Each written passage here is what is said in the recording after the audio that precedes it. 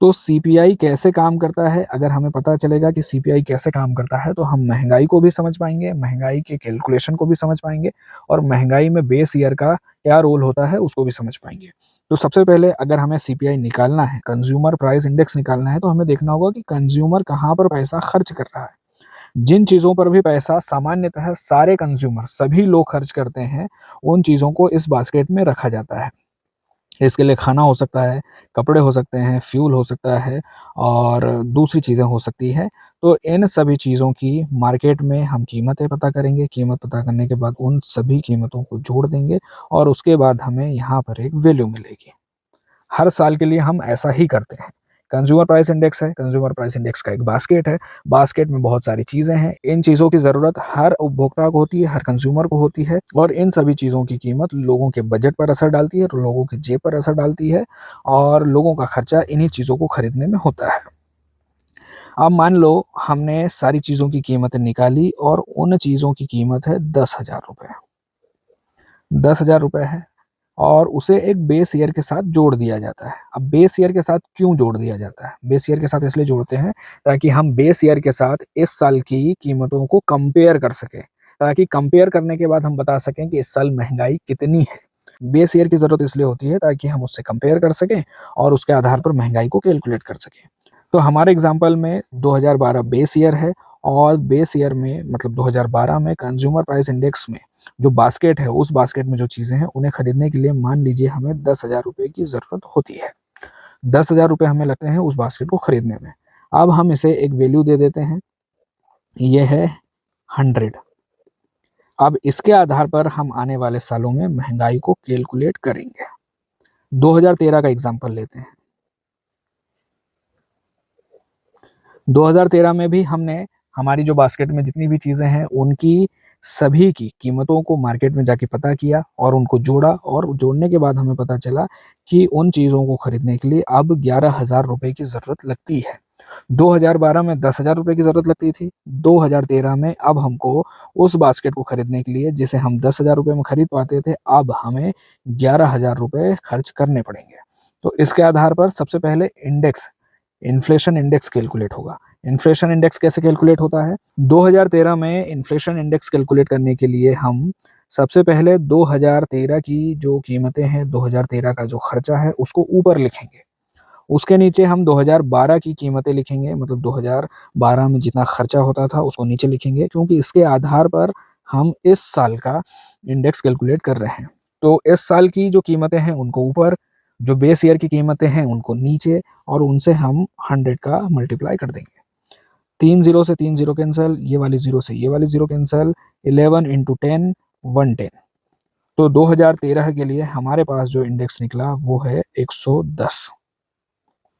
अब 2012 base year था और अगले ही साल 2013 में अगर हम 2012 के बेस के आधार पर महँगाई को निकालते हैं तो सीधा दिखाई दे रहा है कि यहाँ पर 10% महँगाई बढ़ी है। 2012 और 2013 के बीच में 10% महँगाई बढ़ी है क्योंकि 2012 में जिन चीज़ों को खरीदने के लिए बास्केट को सीपीआई की बास्केट को खरीदने के लिए हमें ₹10,000 की ज़रूरत होती थी, उसी बास्केट को 2013 में खरीदने के लिए हमें ₹11,000 की ज़रूरत होती है। अब 2014 साल आया। अब 2014 के साल में उन्हीं चीज़ों को खरीदने के लिए हमें ₹11,200 की ज़रूरत होती है। 2012 में 10,000, 2013 में 11,000, 2014 में ₹11,200। अब सबसे पहले 2014 का इंडेक्स कैलकुलेट होगा। 2014 का इंडेक्स कैसे कैलकुलेट होगा? हमने अभी किया था। इंडेक्स कैलकुलेट होगा बेस ईयर के आधार पर। इंडेक्स कैलकुलेट होगा बेस ईयर के आधार पर। सबसे यहाँ पर यही बात ध्यान रखनी है हमें कि 2014 में सबसे पहले इंडेक्स कैलकुलेट होगा और इंडेक्स कैलकुलेट होगा बेस ईयर के आधार पर और इन्फ्लेशन 2014 की कैलकुलेट होगी 2013 के आधार पर। यहाँ पर क्लियर होना चाहिए ये बात कि सबसे पहले 2014 का इंडेक्स इन्फ्लेशन इंडेक्स कैलकुलेट होगा 2012 से कंपेयर करके और फिर इन्फ्लेशन यहाँ पर कैलकुलेट होगी 2013 से कंपेयर करके। 2014 में जो हमारी बास्केट है उसकी कीमत है ₹11,200, तो उसको ऊपर लिखेंगे और फिर बेस ईयर की जो कीमतें हैं उनको नीचे लिखेंगे और उनको कैलकुलेट कर देंगे 100 से। 2 ज़ीरो से 2 ज़ीरो कैंसल, यहाँ 2 ज़ीरो से 2 ज़ीरो कैंसल, ठीक? हमें इंडेक्स मिला 112। ये है इंडेक्स 2014 का और 2014 की जो महंगाई है, 2014 की महंगाई हमें मिलेगी इससे कंपेयर करके, 2013 से कंपेयर करके। तो 2013 में यहाँ पर हमारा इंडेक्स था 110, 2014 में हमारा इंडेक्स निकला 112। इनका हम डिफरेंस निकालेंगे। 2014 में महंगाई बढ़ गई है, तो महंगाई बढ़ गई है तो 112 माइनस 110, नीचे लिखेंगे पुराने वाले इंडेक्स को, मतलब 110 को, और इसमें 100 का मल्टीप्लाई कर देंगे। अब इसको सॉल्व करने के बाद जो हमारे पास आंकड़ा मिलेगा वही होगी हमारी इन्फ्लेशन, वही होगी हमारी महंगाई। तो 0 से 0 कैंसिल, इसके बाद इसका डिफरेंस होगा 2, यहाँ पर हम इसको मल्टीप्लाई करेंगे तो 20 बटे में अपॉन में 11, और इसको कैलकुलेट करने के बाद हमें मिलेगा 1.8%। तो 2014 की महंगाई हुई 1.8%। तो हमने क्या किया, फिर से एक बार देख लेते हैं। सबसे पहले तो बेस ईयर लिया, बेस ईयर 2012 लिया। 2012 में बास्केट में जितनी चीज़ें हैं उन चीज़ों की सभी की कीमतें जोड़ दी। सभी चीज़ों की कीमतें जोड़ने के बाद हमें पता चला कि इस बास्केट को खरीदने के लिए हमें 10,000 रुपये की ज़रूरत पड़ती है। 10,000 रुपये को हमने 100 वैल्यू दे दी। अब इसके आधार पर आने वाले समय में, मतलब आने वाले ईयर में, हम उसका इंडेक्स कैलकुलेट करेंगे।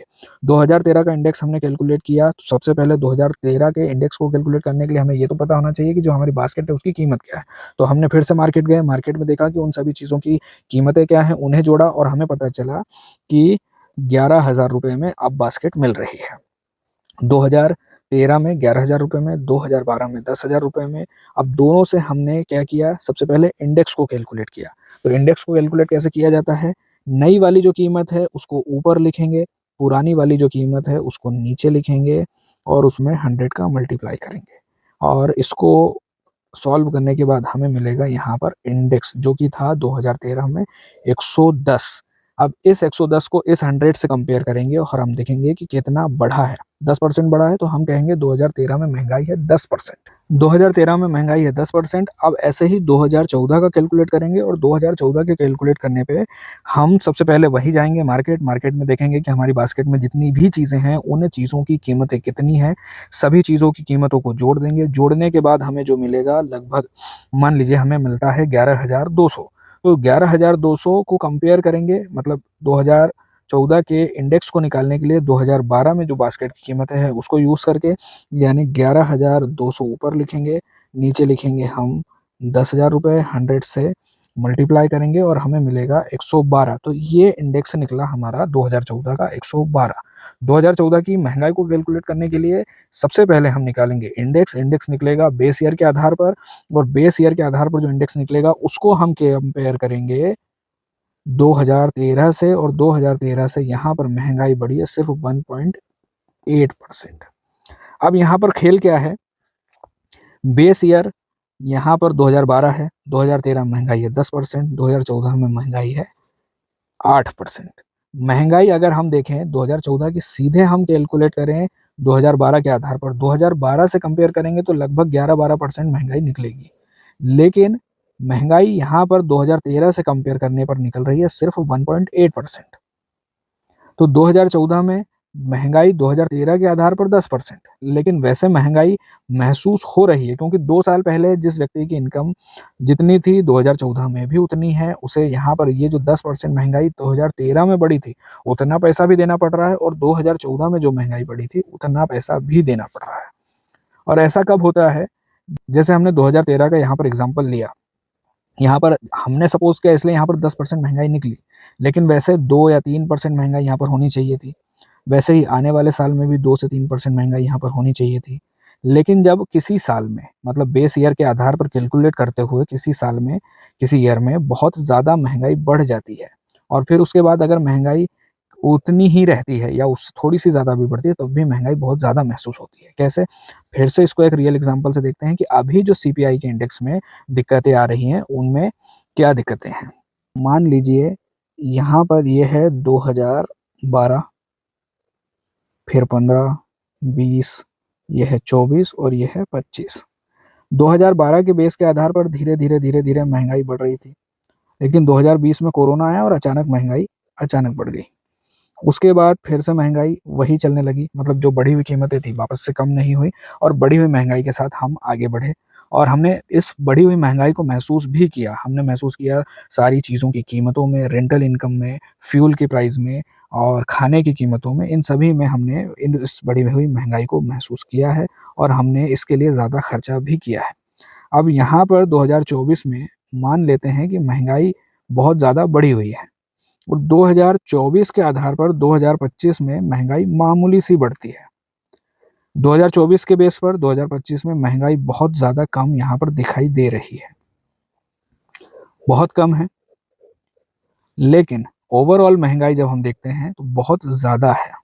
आँकड़ों में ये जो छोटी महँगाई है, यहाँ पर जो दिख रही है 2024 से कंपेयर करने के बाद वो हमें यहाँ पर कम महँगाई दिखाई दे रही है। लेकिन असली महँगाई जो है, वो है कुल महँगाई के बहुत ज़्यादा, मतलब जो आँकड़े हैं, उस आँकड़े से बहुत ज़्यादा महँगाई है और ये जो महँगाई है 2025 में, ये बहुत ज़्यादा है, जो हमें महसूस हो रही है, लेकिन आँकड़ा सिर्फ़ कम दिखा रहा है और 2024 के आधार पर दिखा रहा है, इसलिए महँगाई बहुत कम दिखाई दे रही है।